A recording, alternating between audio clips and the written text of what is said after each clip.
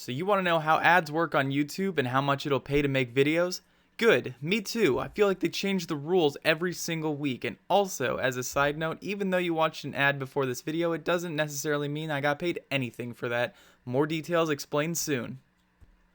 And for all those really impatient people who want resolute answers to complex questions, here's about how much YouTube will pay for ads. It's roughly somewhere between $1 to $30 per 1,000 views is spent for ads. And no, I'm not kidding. The rest of the video is going in explanation, in detail, why it's so variable. And I hope you watch so that you can learn more and so the video retention rate grows.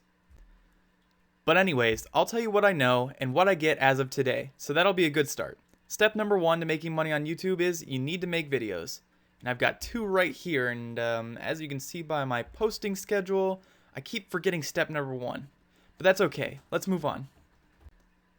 So, let's say that you remembered to click the button and make videos. Good job. Now you're on the video upload screen. Here's one of my previous videos that I made, which was able to get about 100 views in a week for an example.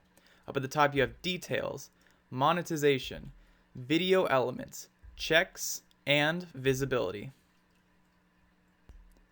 On the monetization screen, it'll let you select whether you want it on or off. So of course you're going to select the on option. Then hit next for ad suitability. With ad suitability, there's a lot of options to select. If you have bad language, then you would select yes to inappropriate language, and this will negatively impact the frequency, hence the amount of money that you will get from advertisers. And this is because bad words on YouTube aren't desirable for advertisers, but on TV shows, it's okay to cuss like a sailor who stubbed his toe. There are lots of options to choose on limiting the amount of advertiser-friendly options, so try not to get too excited selecting yes on all of the options, or else you'll probably make more money picking out quarters from Aldi shopping carts. And did I mention how many options there were to limit your ads? It's truly astounding.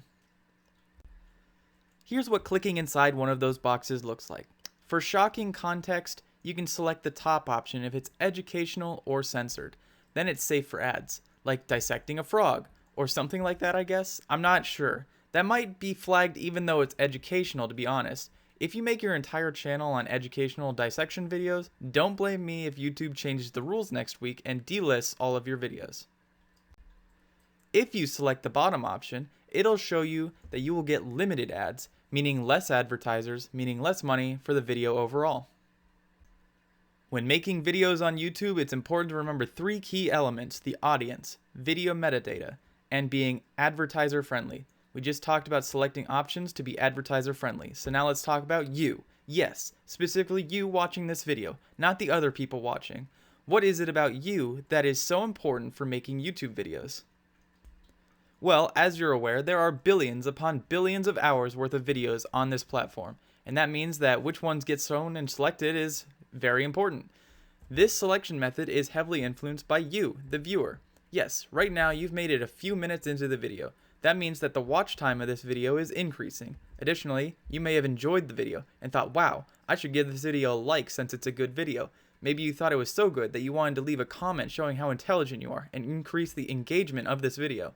Perhaps for those of you who really enjoyed it, you might add it to a playlist or share it with another person. These are all factors which heavily influence whether or not this video gets shown to future potential viewers. But why would this matter for ads? Well, it's no surprise that without people watching a video, there wouldn't be any advertising money to be made. Thus, in order to increase viewers, the video quality must be good enough that a viewer wants to watch the video, like the video, comment, and potentially share it with others. Think of it this way.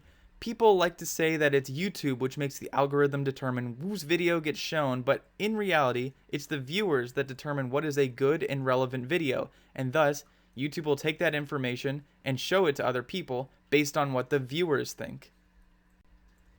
Lastly, there's part 3, the video metadata. And metadata is a fancy way of saying a collection of information which gives context to what the video file is.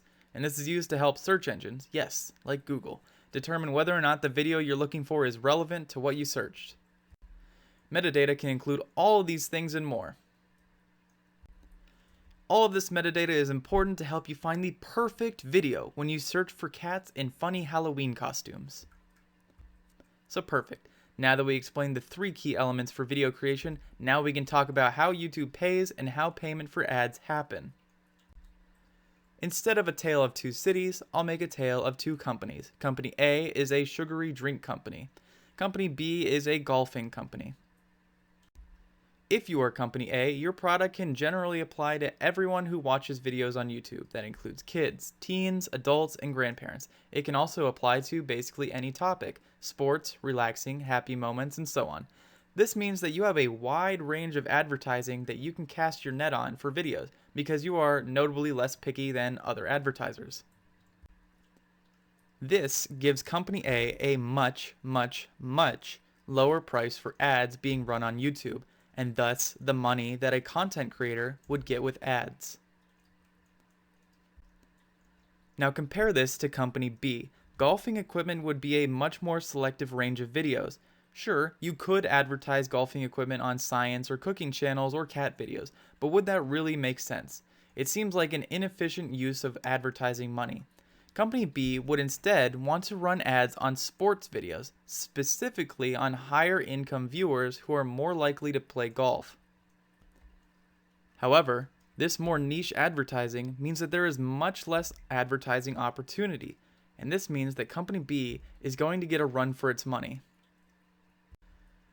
But what does this mean for you? Well, in business, almost everything is based on supply and demand, and as you can probably guess from all the previous examples, videos are the supply and the advertising dollars are the demand. If you're making cat videos or prank videos, there are billions of hours of videos showing that, so the supply is very, very high. This means that the dollar value you would get from ads is lower. If you're making golf videos, the supply is low and the demand is reasonably high, so the dollar value you would get from ads is higher. But what exactly does my channel make? I focus on business and finance topics. The supply for videos like these is in the middle range. There are certainly plenty of people making videos talking about business and money. However, the demand for advertising dollars is still reasonably high because people watching videos on business and finance are going to be advertised to people that can offer business and finance solutions, such as 401ks, contracts, legal helps, product sourcing, people selling courses, brokerages, retirement funds, and so on. Thus, my channel gets about this much, and to all the viewers watching with their eyeballs, you probably notice that there are 2 numbers, and that is a big difference between the 2. RPM shows how much the YouTuber will get on average per 1,000 views. More specific details on how payment actually happens later. It's not a direct 1 view equals 1 penny situation. Also, this number can increase and decrease drastically for the day as shown in the bottom graph.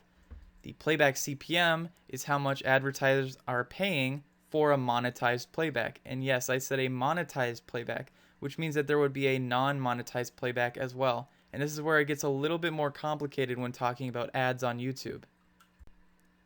So now, going into more specific details, how does the YouTube content creator really get paid for ads? Well, there are lots of forms of ads, so we'll start with the classic banner ads. They can have different names depending on where they are, like display ad, overlay ad, or sponsored card, but they're all basically the same. These will either be dangling here in the corner, or will be clicked on at the bottom of the video or on the side of the video, and they don't stop the video midway through, they will just hang out there. The only way a creator will get paid for these ads showing is if you, the viewer, click on that thing that says ad. Yes, not clicking, even though you see it there the whole time, and choose to ignore it, will not give the creator any money, even though it is an ad which is shown to you. Number 2, the classic skippable ad. These will either be right at the start, end, or somewhere in the middle of the video. They are famous on YouTube because people have grown accustomed to immediately smashing the skip button right at the end of the 5-second countdown. And you might think, well, that was an ad, so the creator got paid, right? And that's wrong.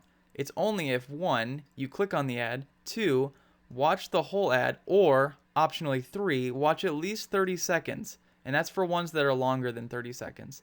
Will that count as a monetized ad that will give the creator any money for a monetized playback?